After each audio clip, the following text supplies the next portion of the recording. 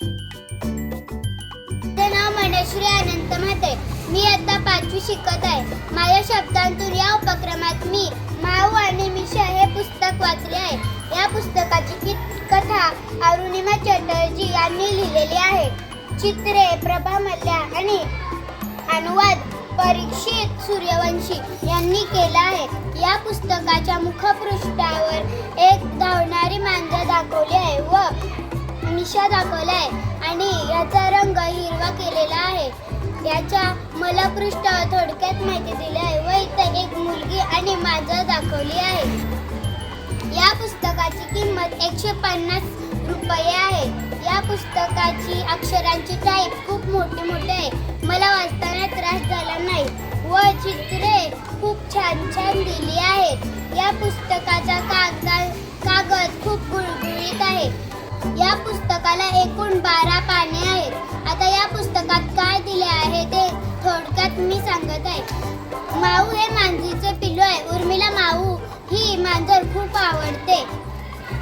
एक दिवशी उर्मीच्या घरी मामा आले होते व तिला मामा बघून तिला खूप खुश वाटले व त्यांच्या मांडीवर जाऊन ती बसली आणि तिच्या पाठोपाठच माऊ आली आणि माऊ त्या मामाकडे बघत राहिली आणि त्या मामाने सुचले की ही मांजरीला आपण मांडीवर घेऊया.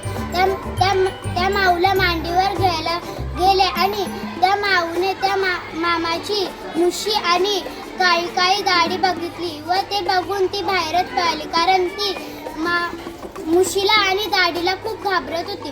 म्हणून ती बाहेर गेली आणि थोडा वेळ झाला ती बाहेरच होती आणि मग तिला एक आजोबा दिसले व त्या आजोबांची परत तिला थरथरणारी मुशी दिसली व ती परत मुशी बघून ती खूप घाबरली व त्या आजोबांची थरथरणारी मिशी बघून ती परत पळाली व ती आता घरापासून खूप लांब आली होती. तिला घरी सुद्धा सापडत नव्हते. परत तिला एक काका दिसले. त्यांचे खूप लांब केस व दाढी मिशी होती. ते सुद्धा बघून ती खूप घाबरली.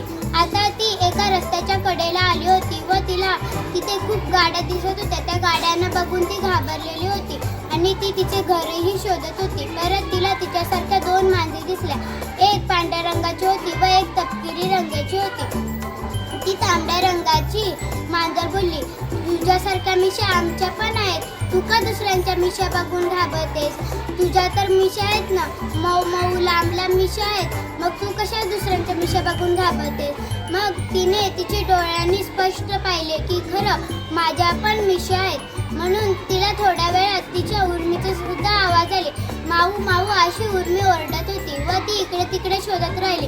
उर्मीचे कुठून आवाज येते? नंतर तिला उर्मी दिसली. उर्मी दिसली व उर्मी तिच्या अंगावर गेली व तिला तिचे गाल चाटू लागले व नंतर उर्मी बोलली की तू इतक्या लांब का आलीस? इतक्या लांब नसतं यायचं, कारण इथे खूप गाड्या आहेत. तुला काय झालं तर? असं म्हणून ते घरी जायला लागले व घरी जाताना तिला अनेकांच्या मिशा दिसल्या. पण आता तो मिशांना घाबरत नव्हता, कारण त्याच्या सुद्धा मऊ दाट मिशा होत्या. धन्यवाद.